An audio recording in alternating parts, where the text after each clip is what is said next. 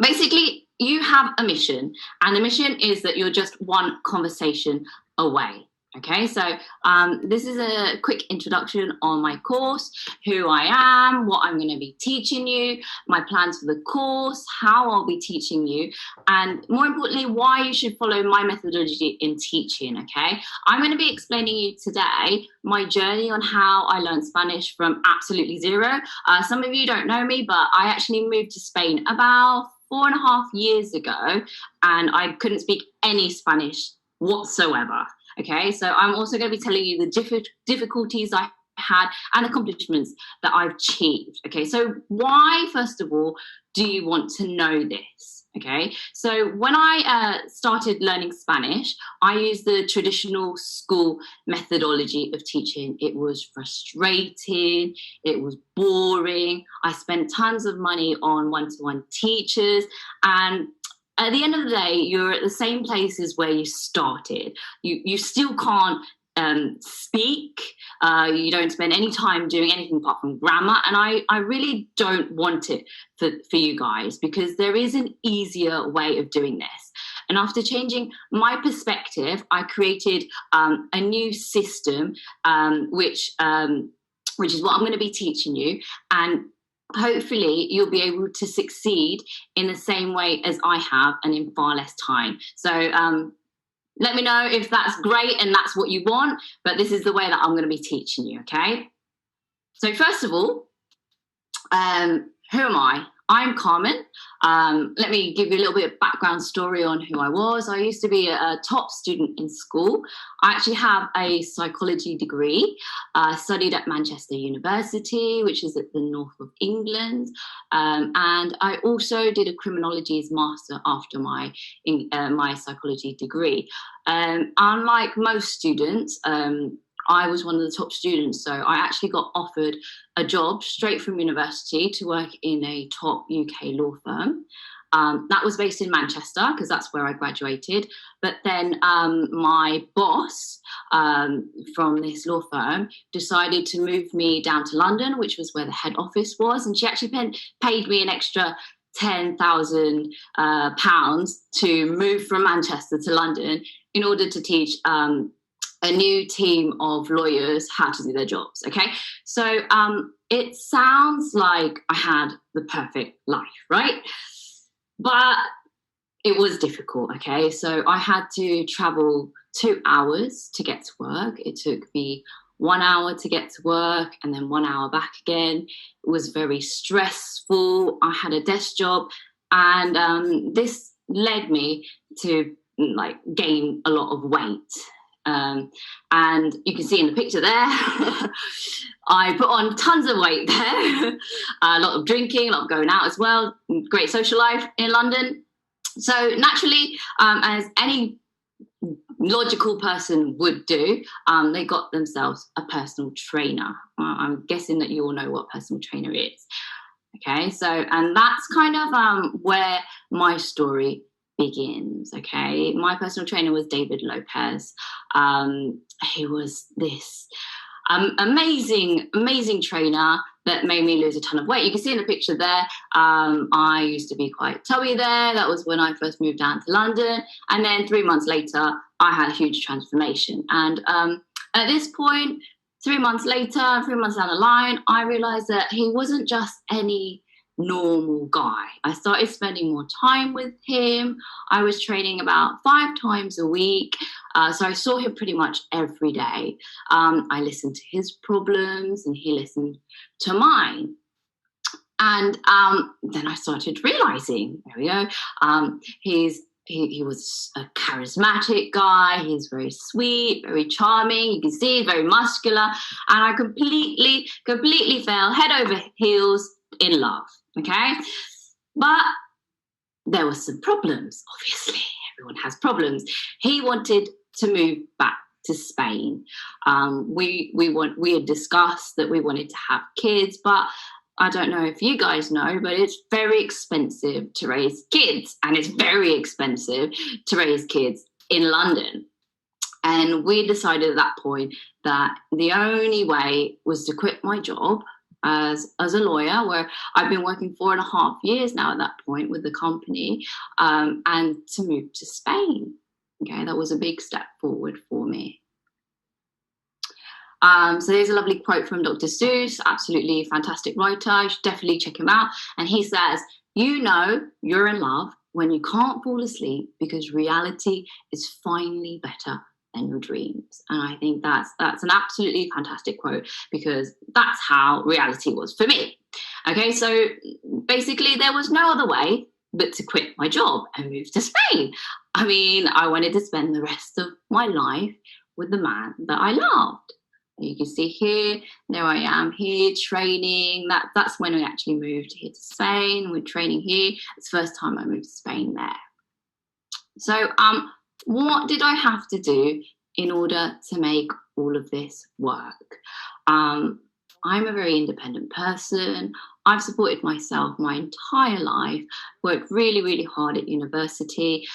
During my undergraduate degree, I had 3 jobs at the same time. So I was working in 3 different part-time jobs, as well as doing my undergraduate degree in psychology. I also opened up and started my own charity. I did 5K running events. So people would join my event. I had about 200 runners every weekend coming to my races, and I actually managed to get 2 famous people to attend in Manchester. Anyway, on top of that, I really like expensive things. I mean, who doesn't like expensive things? And I realized at this point that in order to make all of this work, I need to find a job, yeah, and I needed to learn Spanish as soon as possible. And that was my big plan, okay? I was engaged to be married. I was going to move to Spain. I was going to get a job. I was going to live my happily ever after. And I told my mum, my parents. And this is what my mum said. "Don't be silly. You don't even speak Spanish. Make sure you get David to support you, because I won't." And that's when I realized it was my point of no return. Okay, I had to prove to myself and to my mother that I can make it, and I can make it even without speaking Spanish. I had to prove her wrong. Okay, it's a big step for me.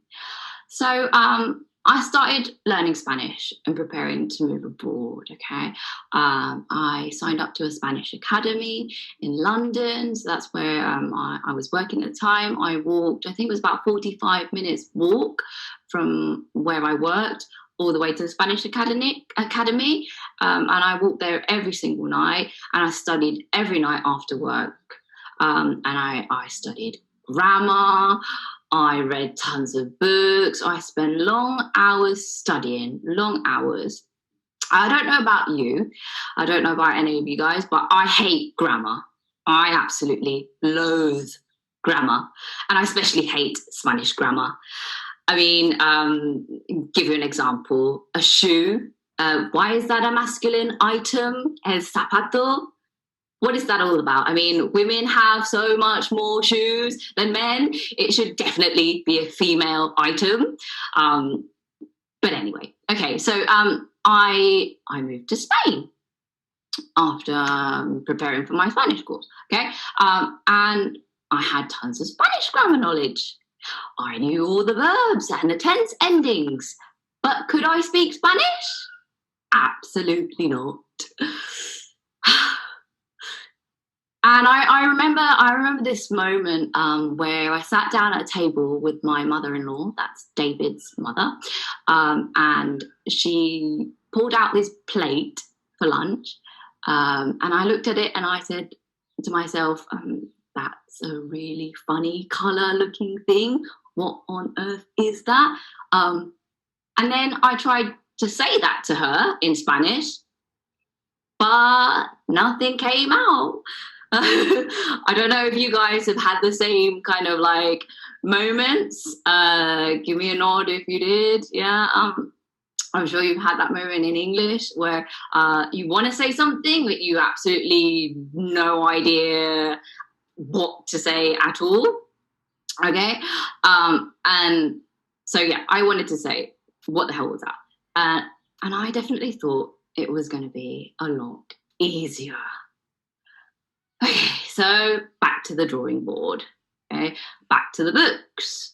I was now in Spain. I had quit my job. So I signed up and I got myself a Spanish teacher. I got myself a one-to-one Spanish teacher so that I would be able to learn Spanish faster so I could speak to my mother-in-law. And what did she do? She taught me grammar. We did exam papers. And she taught me through the traditional education. And after a couple of weeks of doing this, I started thinking to myself, why? I mean, all I wanted was somebody to be able to help me speak Spanish. I wanted to know what to say at lunchtime or at dinner time to the people that I was sitting with. And I don't know about you, but I really don't care that much about recycling or global warming. That's not really a topic that I want to discuss either in Spanish or in English. So I got to thinking and I went back to my psychology roots naturally because that's what I'd studied. And basically in psychology, you learn that you're born with language, okay? It's kind of like a baby crying, okay? So a baby doesn't know how to speak until and it cries and cries and cries, but over time the baby's able to speak. But how? Does the baby learn grammar? No. Okay. A baby learns through replication, through mirroring, through watching people, copying people, and learning through that way. Okay, so I said to myself, I'll go back to that idea. And I dropped my one-to-one tutorials and I started doing conversation exchange. I started practicing speaking to David's family. I asked David to stop translating for me and I started speaking for myself. Don't get me wrong. It sounded absolutely awful. I was terrible, okay? I felt awkward, and it was kind of like playing a game of taboo all day long. But something happened. The more conversations that I had, the better I got. And the more conversations I had, the better I got, and the better I got, and the better I got. So I've kind of drawn up a flow diagram for you to kind of like see this better. So in conversation exchange, you have two methods. So you have one conversation with somebody and you don't know what to say or you don't know how to say something. And you can do two things. You can either not speak and be amazing at grammar, or you can have one conversation, you don't know what to say, and then you can rephrase what you're trying to say through different vocabulary and then listen and learn. And doing that, you can add knowledge to your new vocabulary list. You can replicate the way that people talk, copy what they say, copy phrases, certain things that they say that kind of catch your attention, and especially the things that kind of make you smile, make you laugh, phrases that are a little bit more native, if you know what I mean. Okay, but there are some difficulties, okay? So some people didn't want to speak to me, and that's totally normal and fine. Why? Because they struggled to understand me. I didn't understand them. They didn't understand me.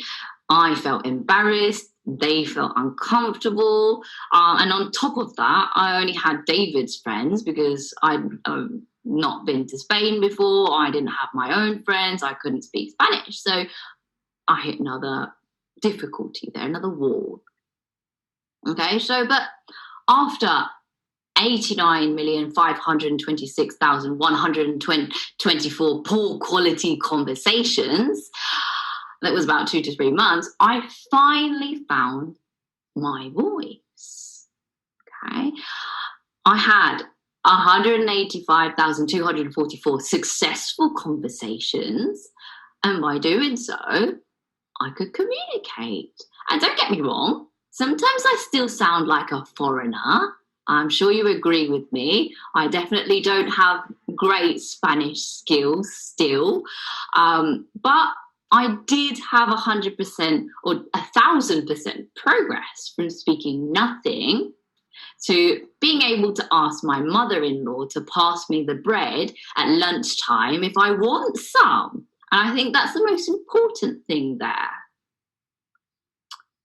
Okay, so what's the whole point of this emotional roller coaster that I've put you through today? Okay, the main idea is that I want to tell you and confirm to you kind of that I know how you feel because I've been through it personally. Okay, I don't know about your previous teachers or their methodologies, but I feel more connected to somebody who knows how I feel because they've been through it too and they understand what it is that I don't understand. Okay.